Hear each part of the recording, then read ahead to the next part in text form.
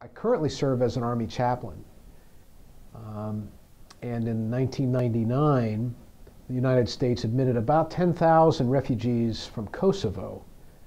These were refugees that were fleeing Kosovo and ethnic cleansing and needed to be protected because NATO had decided to try to stop the regime and prevent this ethnic cleansing by using military force. So the refugees were then exposed, having escaped with only what they could carry with them. And about a dozen nations opted to take in refugees. The U.S. brought in about 10,000.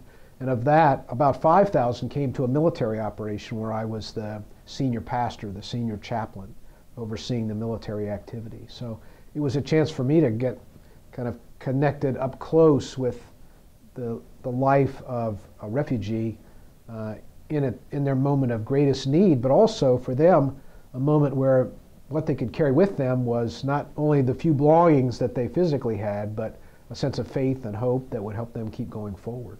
As the refugees arrived at McGuire Air Force Base and were coming off of the planes, the presence of the military was there in support of the civilian authorities that were taking care of the immigration processes.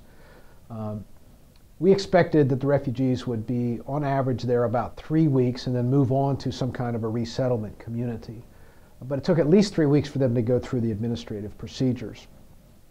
As they would come off of the planes and make their way into the housing area that we had established for them at Fort Dix, New Jersey, one of the most uplifting signs they saw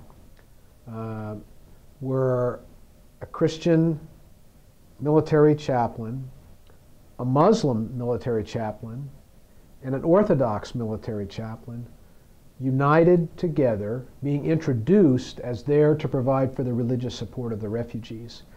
And inevitably, just simply being introduced to them brought a standing ovation, not because of anything we offered, except a reminder of the core of what gave them some sense of connection to their past and hope to their future, which was their faith in God somehow had brought them completely across the ocean out of a war zone, and now they were on the verge of starting a brand new life. I think that the combined, shared, positive witness of these military chaplains, which were representative of the faith communities, gave them a real sense that there is hope. There is a possibility that they can move forward.